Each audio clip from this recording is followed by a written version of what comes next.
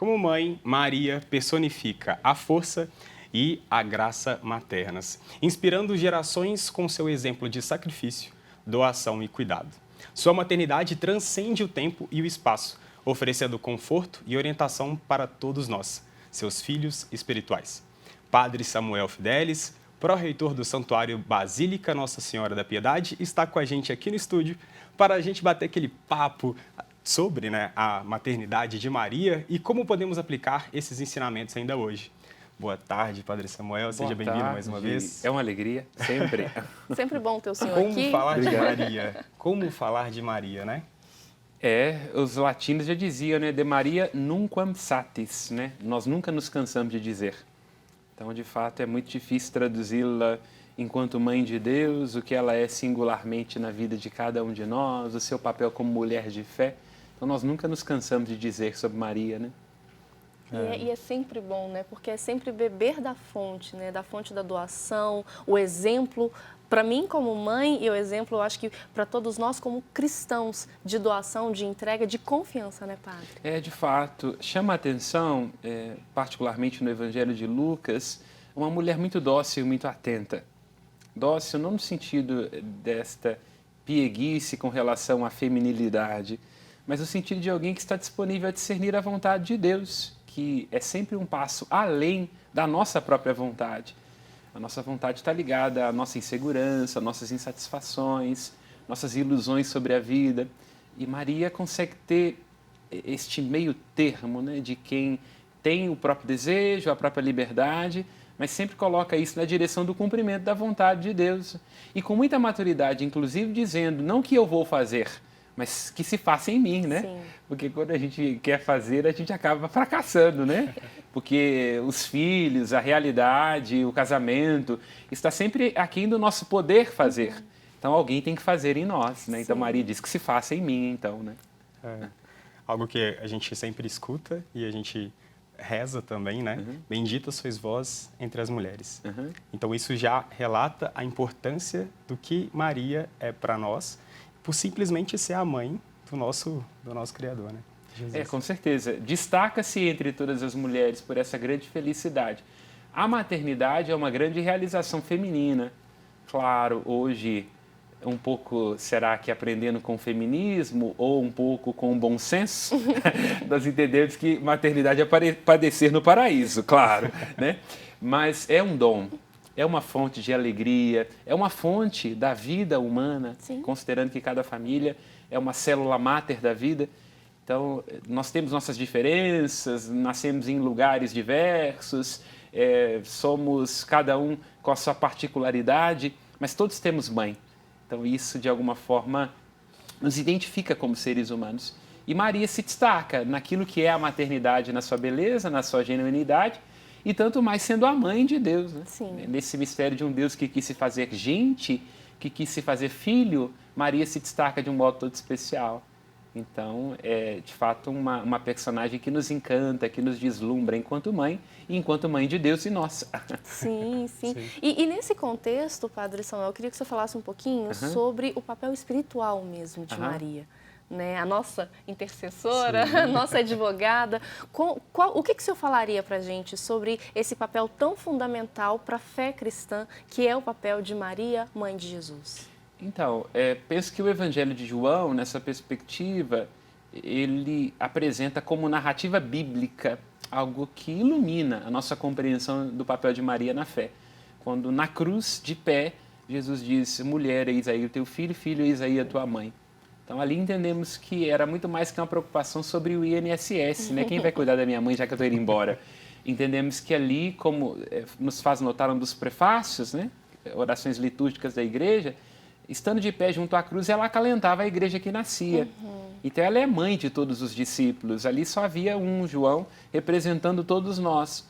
E aí, quando o apóstolo Paulo diz lá na carta aos Gálatas que é preciso que o Cristo se forme em nós, então entendemos que aquela que gerou o Verbo como a sua primeira encarnação, né? Gera o Cristo e dá a luz a ele na manjedoura em Belém, tem que continuar a gerá-lo na história. e todos nós somos o mesmo Cristo, um outro Cristo. Então Maria continua contribuindo na ordem da graça, nessa geração do Verbo eterno em nós, né? Ela gerou o Cristo cabeça e gera o corpo. Os padres da igreja até brincam nessa perspectiva, ou a teologia da igreja, seria uma anomalia uma mãe gerar a cabeça e não o corpo. Então, se ela gera o Cristo que é a cabeça, ela gera o Cristo que é o corpo, que é a igreja, somos cada um de nós. Né? Nossa, é forte isso, forte né? isso. A gente falando de Maria, né, a mãe de Jesus, como que é essa devoção, né, da compreensão desse sacrifício? Porque eu acho que é uma dor muito forte para uma mãe ver o que vai acontecer com seu filho, passar todo esse momento. É uma dor ser mãe, né, Rafa? Eu acho que a maternidade dá trabalho. Certa vez eu li, se não me engano, no livro Abolição do Homem, do Lewis, ele coloca a seguinte perspectiva, que o desafio de um pai, de uma mãe, né, é ao longo de toda a vida fazer o parto desse filho, né? Então, é aquela dor biológica de dar à luz, não é? Quem o faz, sobretudo com o parto normal, mas ao longo de toda a vida uma mãe vai tendo que fazer o parto do seu filho.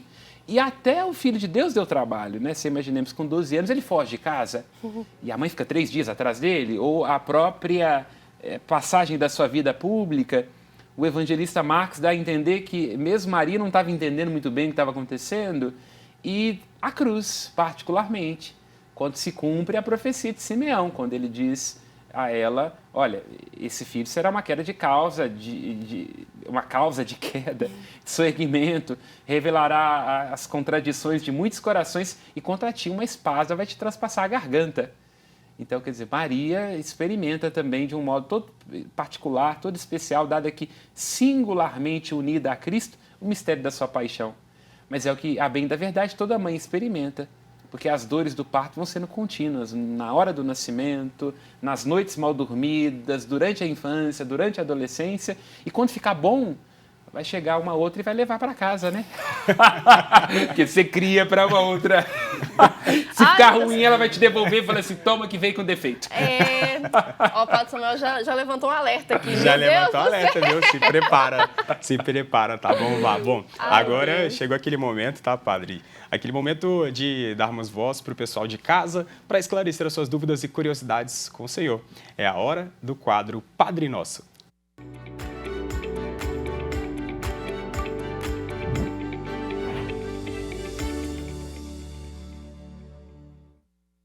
Padre, a gente vai seguir então nessa temática, né, sobre a maternidade de Maria, porque a primeira pergunta tem a ver com esse assunto. Vamos ver, por gentileza. A primeira pergunta é da Paula Custódio. Paula, muito obrigada, viu? Há relatos bíblicos do relacionamento de Maria e Jesus quando criança? Ele era obediente ou dava muito trabalho? O Padre Samuel já deu um spoiler aqui. Então, o evangelista Lucas é aquele que traz esse evangelho da infância, assim chamado. De fato, os outros evangelhos não tratam muito dessa temática, porque um dos princípios da literatura antiga é ser bastante enxuto. Então, tudo que está ali está em face ao mistério pascal do Cristo.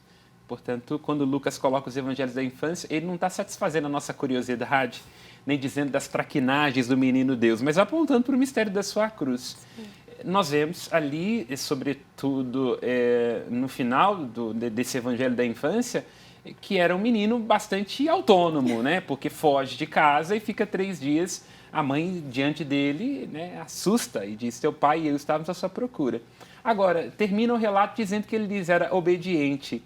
Então vemos um Cristo naquilo que é próprio da adolescência, com bastante ímpeto de liberdade, já começando a fazer o discernimento de que ele não é uma extensão dos seus pais, portanto tem escolha, tem desejo, tem vontade, mas o Evangelho faz notar que ele cresce em sabedoria, estatura e graça e era obediente, submisso aos seus pais, e por isso volta a Nazaré, né? Então, diria nessa perspectiva. Eu queria ter sido amigo de Jesus na infância. Sim. Para conhecer ele melhor ainda, né? Imagino que deve ter sido uma criança fascinante, né? Mas uma criança, eu acho que há sempre o risco de imaginar que Jesus ali já tinha essa consciência absoluta do que significava ser Deus, né? O que, é claro, é uma questão muito controversa, não quero cometer aqui nenhuma heresia, Mas eu fico imaginando uma professora dando uma nota baixa para Jesus. Ele falou, você sabe o que eu fiz com o Mar Vermelho? As pragas do Egito? E os opositores mudavam essa nota aí. Então é claro que ele vai tomando consciência aos poucos do que significa ser Deus. Vamos imaginar que uma criança fazendo pirraça, tendo consciência de que ela é Deus, o que daria, né? Imagina colocar de castigo? Nossa, exatamente. Né? E fala assim, eu fiz chover durante 40 dias, viu? Olha. Não vai ser uma passeata na porta da prefeitura que vai parar, não. Bom, e agora bora para mais uma pergunta. Vamos lá. Olá, padre! Eu tenho uma dúvida sobre as mães de coração.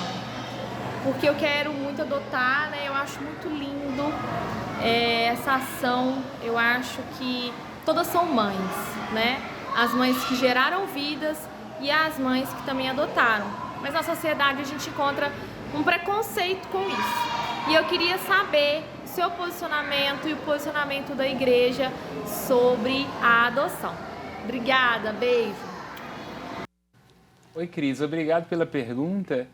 E destaco, deve ser professora, né? Tá ali naquele som que nos aproxima do céu. Sim. Ainda ontem estava numa praça, vendo as crianças correndo e gritando e pensando como que aquilo nos devolve a nós, né? É muito gostoso escutar esse som de criança, porque é uma vida que pulsa. E eu diria, Cris, toda mãe é adotiva.